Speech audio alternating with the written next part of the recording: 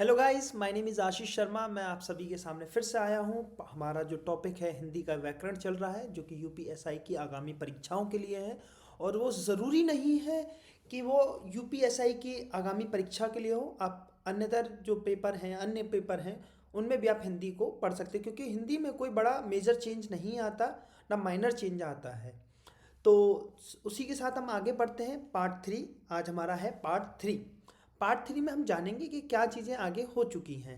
आपने देखा होगा कि लास्ट टाइम जो हमने पढ़ा है ना, स्वर पढ़ा है ना, व्यंजन पढ़े हैं। तो आपने इन चीज़ों को रिवाइज किया होगा, जो हमें पार्ट वन पार्ट टू में अब तक हुआ है, ताकि आपको आगे का सिनेरियो समझ में आए। अन्यथा ऐसा होगा कि आपको कुछ समझ में नहीं आएगा अगर आपने रिवीजन नहीं किया है। और रिवीजन होना हिंदी में बहुत महत्वपूर्ण है। हिंदी बहुत डिफ़िकल्ट लैंग्वेज में भी आती है, सबसे कठिन भाषा में आती है हिंदी, आप ऐसे समझिए। और हिंदी जो एक बार अच्छे से सीख गया, उसकी हिंदी में बहुत अच्छी हिंदी बोलना बहुत अच्छा जा सकता है, लिख बहुत अच्छा सकता है। तो आप ये समझिए कि आप जब हिंदी अच्छी बोलेंगे तो आपका एक प्रेजेंस, अगर किसी के सामने अपने हिंदी के अच्छे वर्ड बोले तो आदमी समझता है कि पढ़ा लिखा है और अच्छा पढ़ा लिखा है और अच्छी नॉलेज है इसको हिंदी की। ठीक है दोस्तों, आग समय को ना गंवाते हुए हम आगे की तरफ बढ़ते हैं। ठीक है, टॉपिक आपने देख ही लिया है, पार्ट थ्री है। हम आगे की तरफ बढ़ते हैं और अब है हमारा जो आगे का पार्ट थ्री हम मतलब बोल रहे हैं, उसमें क्या होगा, स्वर के बारे में बात होगी कि स्वर क्या हैं, कैसे काम करते हैं, किस तरीके से ये मिल के काम करते हैं। ठीक है, ठीक है गाइस। अब हमारा जो टॉपिक है, स्वरों का वर्गीकरण। अच्छा, वर्गीकरण क्या है? किसी चीज को तोड़ना, उसके बारे में जानना, ये क्या होता है? वर्गीकरण। वर्गीकरण से आपको क्या समझ में आएगा कि हमने स्वर, जो हमने अब तक स्वर पढ़ा है, तो उसमें क्या क्या चीजें आई हैं। ठीक है, अब जैसे कि हमने देखा कि स्वर कौन कौन से होते हैं। स्वर जो होते हैं वो आपने देखे होंगे कि किस तरीके से स्वर हैं, कौन कौन से स्वर लिखे जाएंगे। तो थोड़ा सा कलर बदल लेना ताकि आपको अच्छा लगेगा। जैसे क्या थे? आ। आप भी एक बार अपने मन में रिवाइज करिए ताकि आपको रिवाइज होता रहे।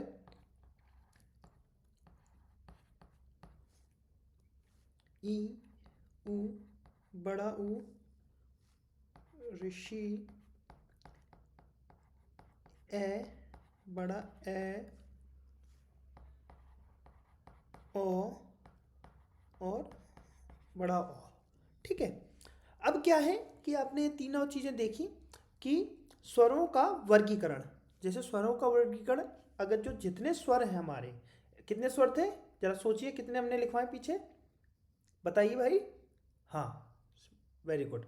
ठीक है, जब वो जितने हमारे स्वर हैं, क्लियर है, उनका कैसे वर्गीकरण करा गया, कैसे उनको अलग अलग करा गया है, कैसे आ और बड़ा आ के साथ आ रहा है, ई ऊ के साथ आ रहा है, ये किस तरीके से कोलिब्रेट होके काम कर रहे हैं, कैसे मिल के काम कर रहे हैं, कैसे अलग होके काम करेंगे, उसके बारे में हम जानेंगे। अब आगे की तरफ बढ़ते हैं। जैसे पहला हम बोलेंगे इसको, पहली जो हम इकाई बोलेंगे इसको मात्रा के आधार पर। मतलब फर्स्ट पॉइंट हम लिखो, मात्रा के आधार पर। क्लियर है साथी? मात्रा के आधार पे कितने प्रकार के होते हैं? ये होंगे तीन प्रकार के। तीन प्रकार के कैसे सर?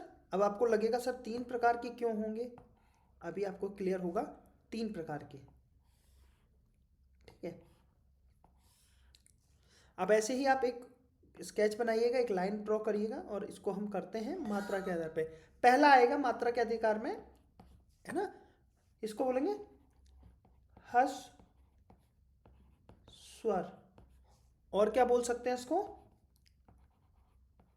लघु स्वर। याद रखिएगा इसको। और क्या बोलेंगे? एक बोलेंगे एक मात्रिक स्वर। अब एक मात्रिक स्वर क्या है? ठीक है, एक मात्रिक स्वर क्या है, लघु स्वर क्या है, हस्त स्वर क्या है। देखो, इन तीनों को समझोगे तो इसका एक मतलब आ रहा है सिंगल, अकेला।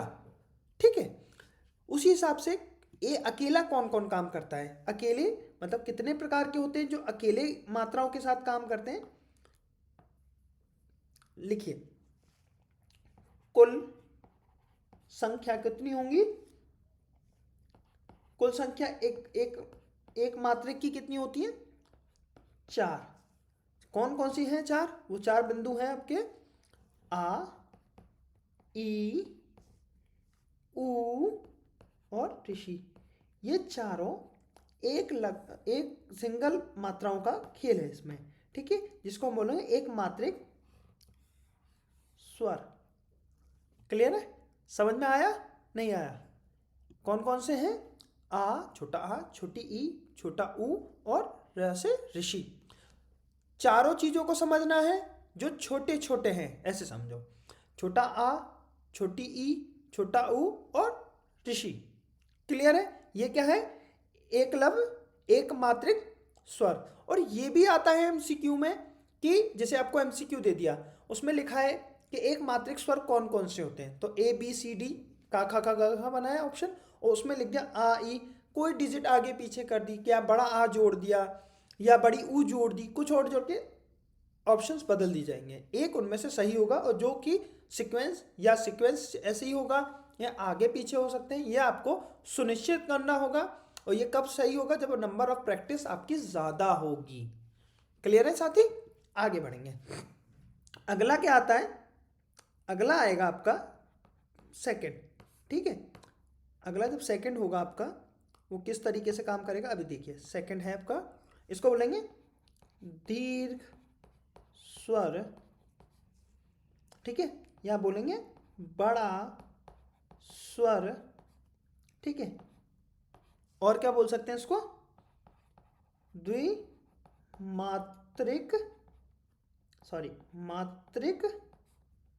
स्वर, ठीक है। द्विमात्रिक स्वर, ये थोड़ा सा आपको लग रहा होगा कि सर गंदा लिख दिया, मैं इसको हटा देता हूं और मैं अच्छे से लिख देता हूं, द्विमात्रिक स्वर, ठीक है। अब द्विमात्रिक स्वर कौन कौन से होते हैं ये आपको भी जानना है। द्विमात्रिक कितने होते हैं, कुल इनकी संख्या क्या होती है, और ऐसा नहीं है कि ये नहीं पूछ सकते कि कितनी संख्या होती है, ये भी क्वेश्चन में पूछा जा सकता है कि द्विमात्रिक संख्या कितनी होती है, कितने नंबर ऑफ द्विमात्रिक संख्या कितनी है। क्लियर है, अभी देखेंगे हम क्या होता है। द्विमात्रिक संख्या कितनी है, 7। कौन कौन सी, जिनमें आप देखिएगा, अब इसमें क्या था, इसमें क्या था, ये छोटी छोटी थी, अब जितनी इसकी रिमेनिंग बड़ी हैं वो सब आ जाएंगी।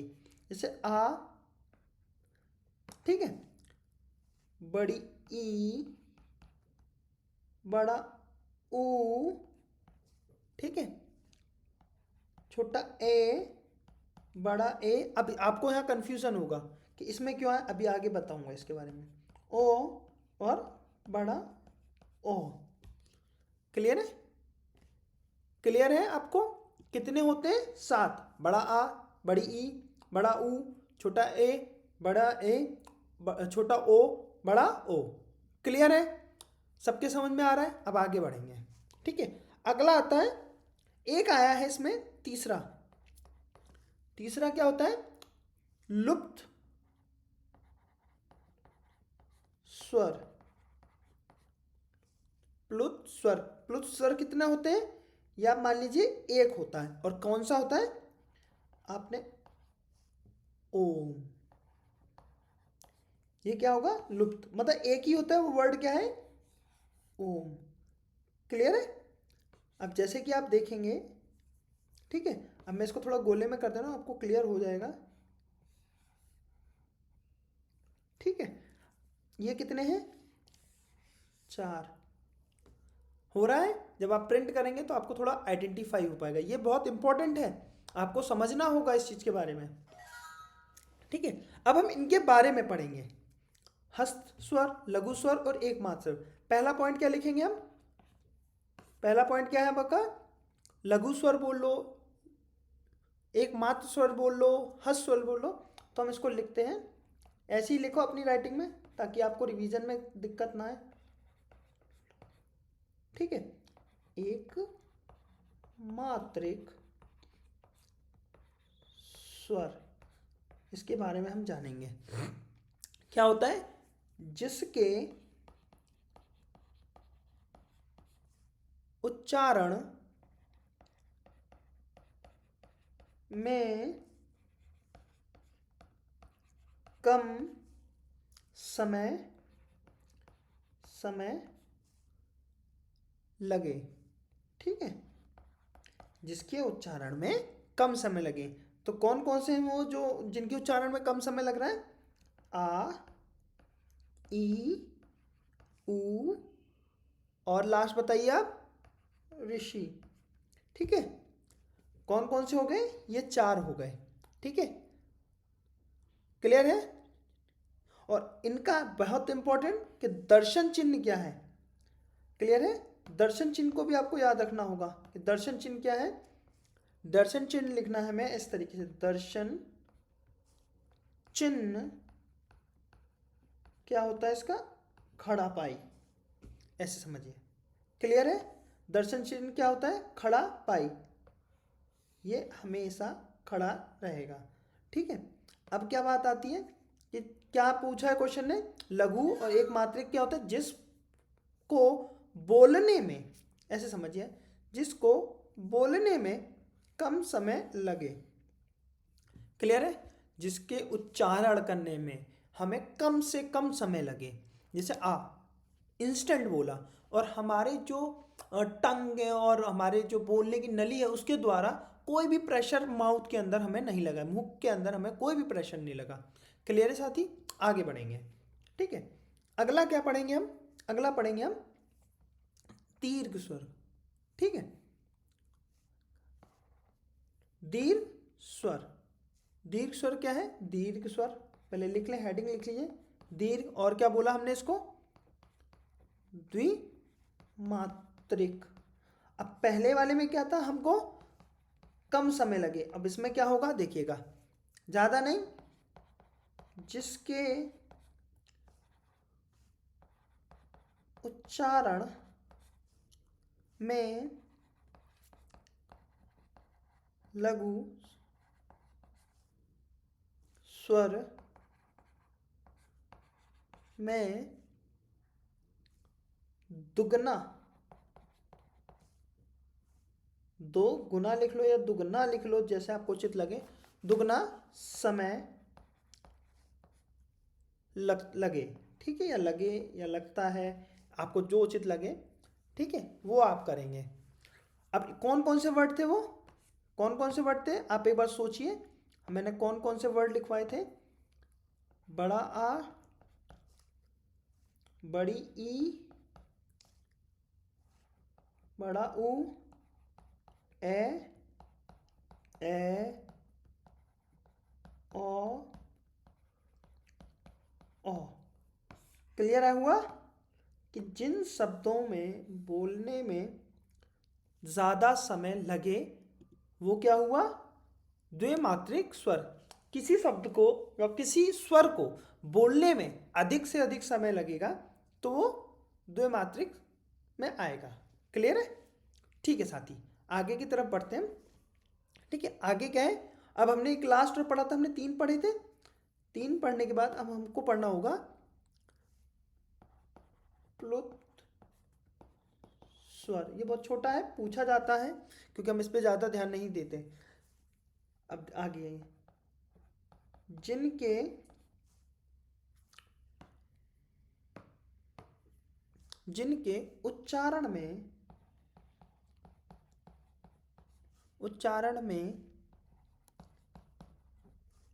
लघु स्वर से 2 गुना, मतलब आपके इससे अधिक समय लगे। क्लियर है? इससे अधिक समय लगे,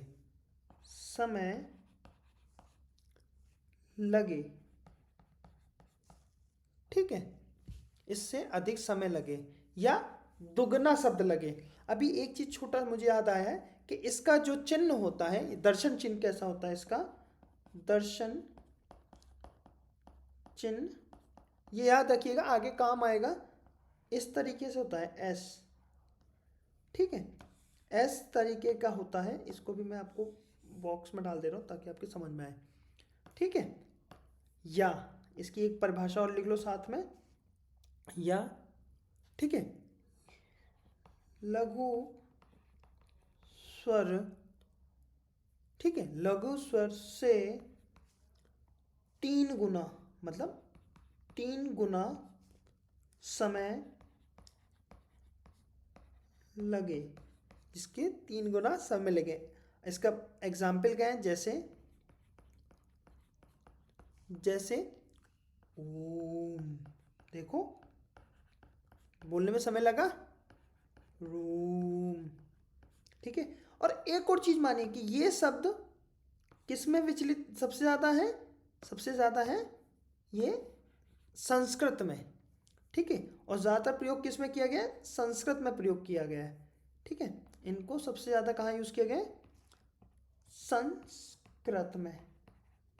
संस्कृत में ही सबसे ज्यादा समय लगता है, में प्रयोग होते हैं, ऐसे मानिए। क्लियर है, क्लियर है। 3 तरीके के होते हैं, हमने तीनों तरीके पढ़ लिए। कौन कौन से, पहला हमने पढ़ा लघु, एक मात्रिक, ठीक है, दूसरा हमने 2 मात्रिक, तीसरा हमें प्लुत स्वर। क्लियर है। इन तीनों को आप रिवाइज करिएगा एक बार। और अब एक और चीज और जानिए कि अगर ये वर्ड है, इन वर्ड जो जैसे लिखा है, ये लिखा कैसे गया, आया कहाँ से, तक हिंदी के किस वर्डों से मिलके लिखा है, ये भी आपको जानना चाहूँगा। क्या होता है कि अगर हम रा को, जो रा है, इसको हम लिखते हैं कैसे, रा को कैसे लिखते हैं, अब देखिए आपने भी पीछे समझा होगा कि अगर जो ये रा है, ये रा कैसे लिखा गया है। अब जानिए रा क्या है, पूरा या आधा, हाँ भाई बताओ, पूरा या आधा है, ये है आधा प्लस बड़ा आ, तब ये मिलके बना है रा। क्लियर है, क्लियर है। और आधा रा कैसे बनता है, सिंगल वाला जो रा, रा रा, एक सेकंड, एक मिस्टेक हो गई, रा, आधा रा प्लस छोटा आ। क्लियर है, क्लियर है साथियों, ठीक है। रा कैसे बनाया गया, जो ये रा है इसके बारे में बताया गया है, ठीक है। एक नोट करने की बात है, जरा नोट करके लिखिएगा, ठीक है, नोट करना। अब इसको समझाऊंगा। व्यंजन की मात्रा नहीं होती है या नहीं है, मात्रा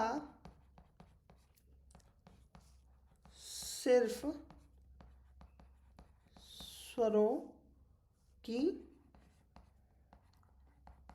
होती है। ये तो मैंने कल प्रीवियस क्लास में भी बताया था, ठीक है। इसी को थोड़ा मैंने नोट करा के इसलिए लिखा है कि ताकि आपको याद रहे।